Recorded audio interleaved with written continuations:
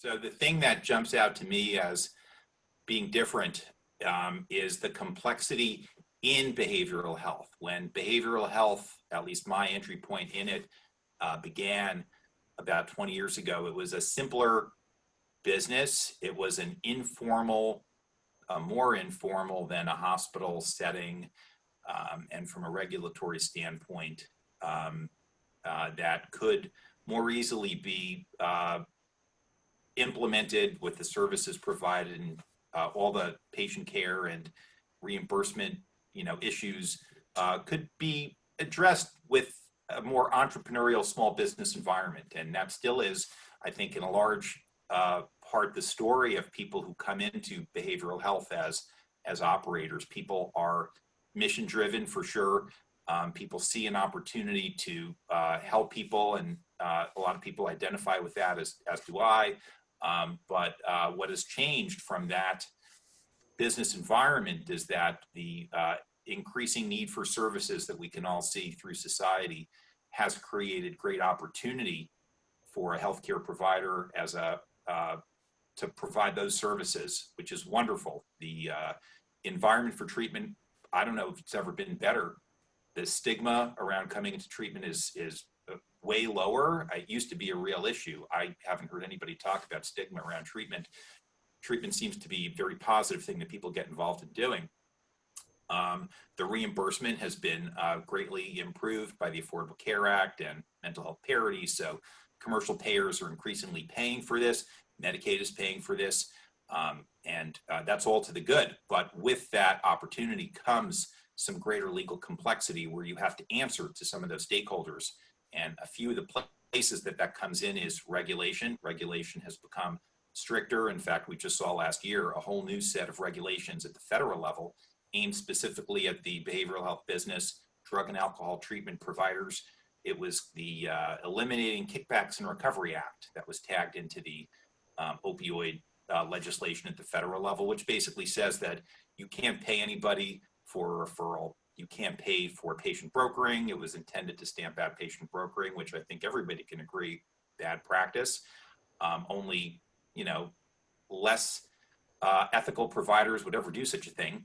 But the regulation also says that you can't pay anybody to make a referral, which includes people who are working in your facility, perhaps in the call center or in admissions capacity. And if a provider is paying bonuses to those staff for doing a great job of engaging potential patients and coming into treatment, and if the bonus is based on how many of those callers you have helped place into treatment, that is considered a referral and a payment on account of a referral. And if a provider is doing that, then there is a great risk now that is verboten by the ECRA Act, EKRA. There are also state level laws saying much the same thing. California has its own. We're all still figuring out exactly how this works, and incentive payment for marketing people or admissions people to help make that path into treatment has been a big part of the story in how the outreach has happened and how businesses reward high-performing employees who are empathic and have those good skills that help make that treatment happen, which is great. But you have to be very careful about how the money works, and it's a new version of an anti-kickback law that treatment providers need to be aware of. Just by way of one example, I think there's a couple of others. I won't go too deep in the weeds, but California, for example, and Florida, two very large rehab markets, have put in and are still developing new laws that restrict the ways that you can provide treatment under your license. Sober living has become a focus where you can't, in some states, have just a plain out sober living that doesn't provide treatment. There are certain certifications needed. In Florida, California has, for example, always had a 6-bed rule. The 6-bed rule says you can operate a residential drug rehab facility without being zoned. So you could do this in a residential neighborhood and it be treated as a single family unit. There's been a big backlash by some populous, high profile neighborhoods like Orange County and Malibu who've said, hey, we don't want rehabs here anymore. This 6-bed rule is terrible. We have all these operators doing this treatment in our neighborhood. We don't like it. And at the state level, there's now regulation that says, for example, all the treatment has to happen inside your licensed facility. And so if you have 2 or 3 of these 6-bed facilities, which is not an uncommon business model, the state could come in and say, gee, you're providing treatment for patients at house A inside house B where they're going for group, and that violates this. And so that is an example where the actual rule has been rewritten with, maybe some treatment providers being aware of it.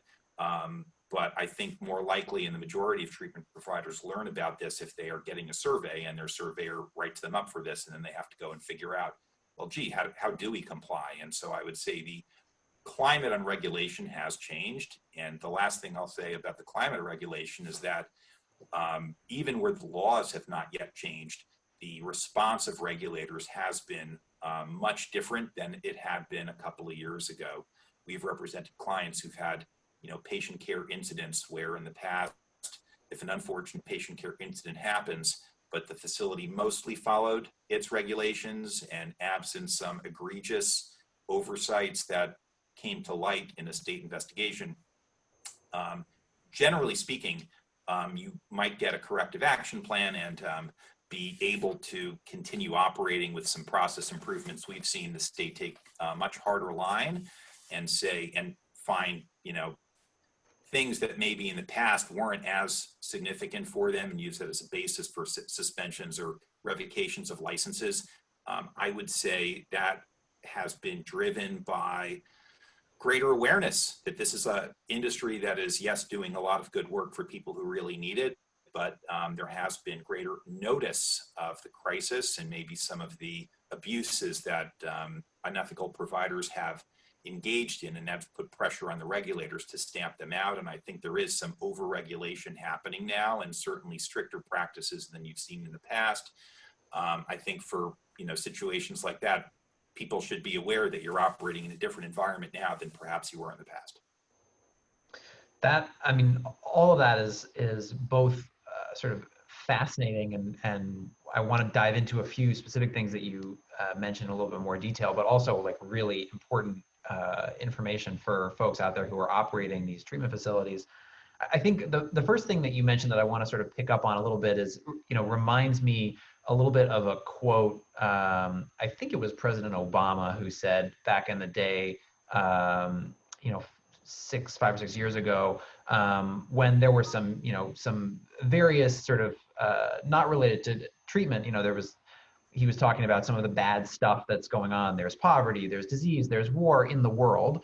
And he says, notwithstanding all of this stuff that's going on, today, for almost anybody on earth, is a better time to be alive than any time in human history.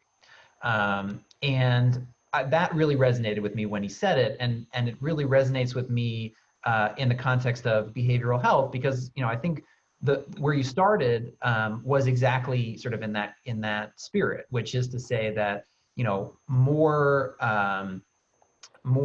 people are trying to provide treatment, more people are trying to get into treatment, more people are trying to support the recovery community than ever before, in the context of whether it's payers who are paying for the service or regulators who are trying to facilitate access to care, or advocates who are trying to break down stigma, who are trying to, connect folks in need of care with people who can provide great care.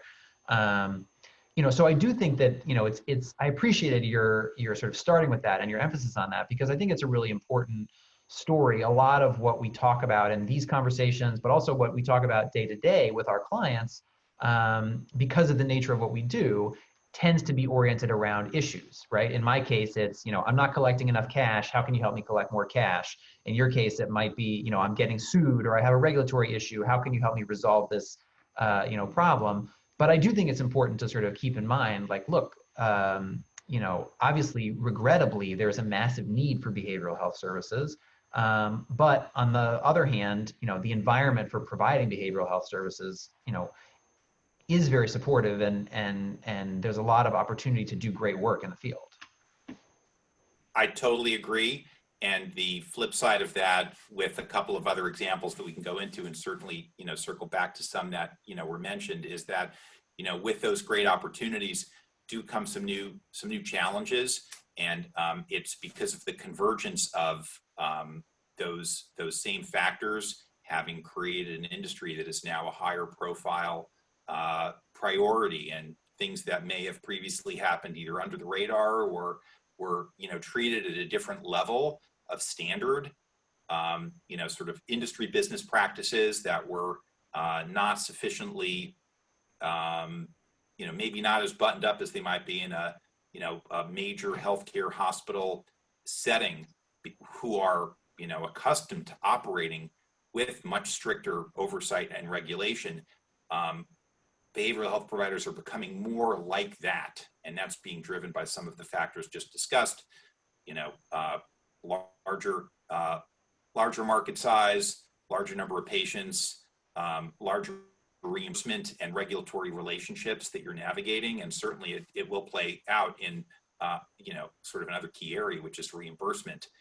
The fights that hospitals have had for a very long time in their revenue cycle are things now that behavioral health providers are increasingly needing to fight, because they're not simply out of network providers who are just rendering a service, and then some funds come in at some rate and everybody's happy. Out of network and private pay were, I think, a larger slice. At least you would know better than I how the data slices, but in my experience, that model has now shifted increasingly to